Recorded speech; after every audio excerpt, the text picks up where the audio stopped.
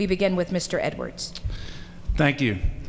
I am opposed to the current form of Common Core standards for many reasons, but chiefly because Common Core continues an over-reliance on testing that feeds into the evaluations of our teachers, our schools, and our districts in a way that fundamentally misleads our parents about the quality of education that's taking place in our schools.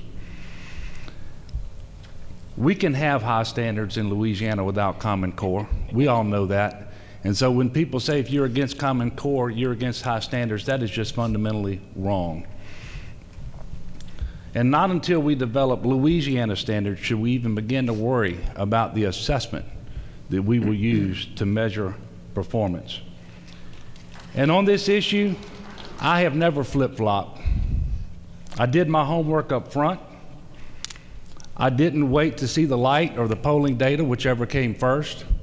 I have a record. Last year, I voted for a bill in the House Education Committee that said we wouldn't adopt a standard in Louisiana until it had been vetted by Louisiana parents and educators to make sure that it was appropriately tough, that it promoted critical thinking, that it was age and grade appropriate for our kids, that it didn't introduce information into the classroom that was inconsistent with Louisiana values.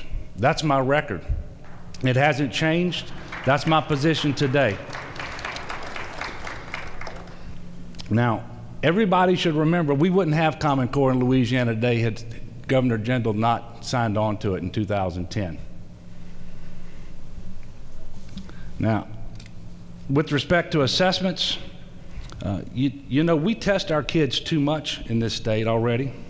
That doesn't change under Common Core. That's another reason we should certainly not opt into it, or we should get out of it.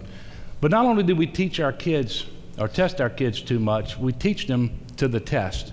And so we rob our kids of the joy of learning, and we prevent our teachers from actually teaching the way that they should. Now, with respect to letter grades, I've got a record there too. I voted against assigning letter grades to our schools and districts because I thought they were invalid and they would paint a false picture of what's really taking place in our schools. That's exactly what has happened. And the reason it's been done is to undermine confidence in public education so that they can facilitate the diversion of money away from our traditional public school systems, and that is wrong. And all of this was validated just last month with a study out of the University of Colorado at Boulder that studied all 16 states who had letter grades systems for schools and districts. And they said not a single one of them were valid, and they all paint an erroneous picture. Thank you very much.